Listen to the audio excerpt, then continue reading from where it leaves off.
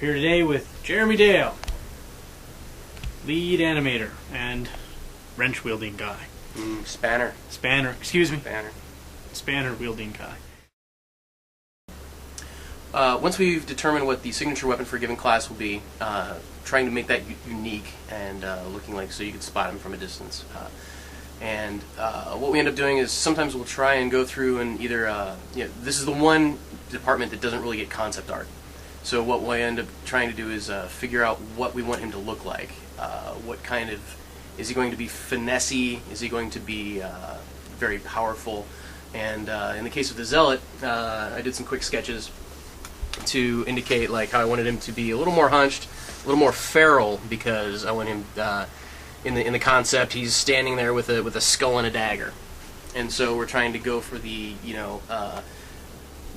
buzzard-like crazy insano dude.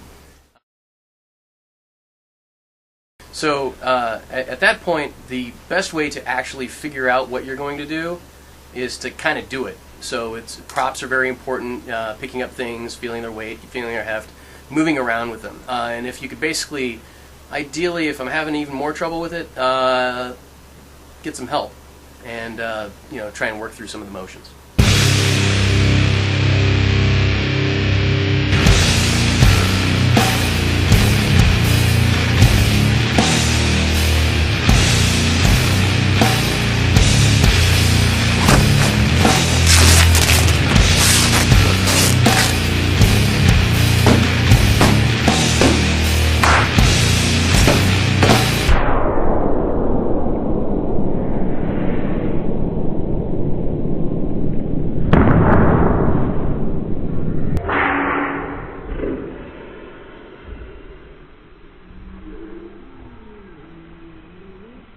Help, you say? Yes. Huh. So once we've gathered enough reference footage and we kind of know where we're heading for the thing, it's time to basically start bringing stuff onto the computer.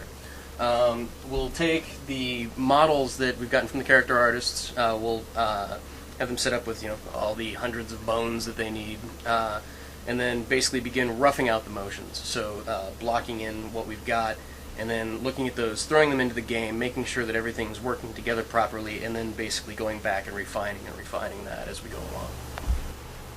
So once we've got the guy in the computer here, this is a very kind of pared down version of just all the beard things represent what we could end up having. So we need to make sure that those things are animated properly so that once you do end up getting something, the Zealot's going to be crazy mountain man looking, so we need to make sure that we've got the beard and the ponytail covered when we animate.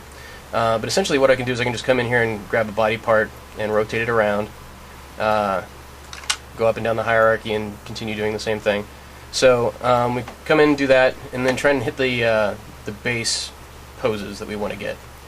So maybe he's a little sad, maybe he's a little crazy, but post him into this motion, and then he's got his skull, he's got his dagger, he's just chilling out. And then he can come in here, he can be a little angry. So this is getting more into the kind of, like I was saying, feral pose. This again is something that we don't want if in the game you have a bandit that gets given a dagger, he's not going to assume this pose. This is only the Zealot. So for him, he's got a couple swings.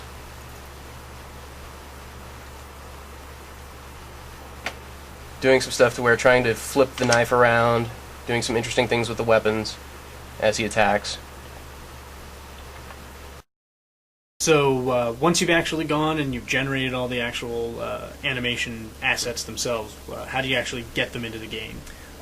Basically, we just use kind of off-the-shelf products to structure the data, to organize it. And we've got a pretty organized system. It's actually not all that difficult to get the things into the game. So the way that I've set up the things is that essentially here we've got like the Empire mail set.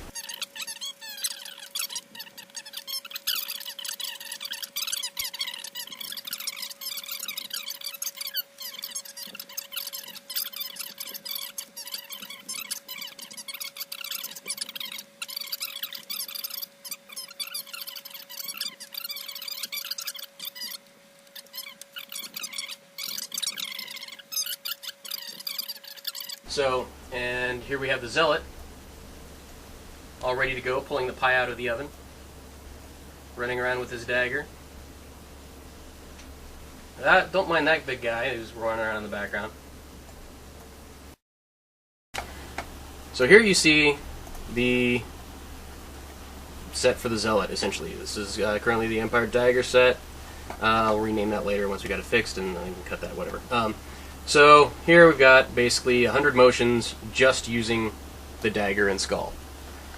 We put these in here, and then basically carry those across to the other sheets that are necessary, so that we know what race you are, what weapons you're holding, what current state you're in, and then we export these and put them in the game.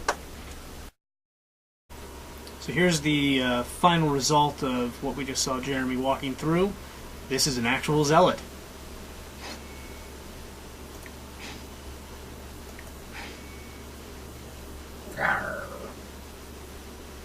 And that's all you get to see for now.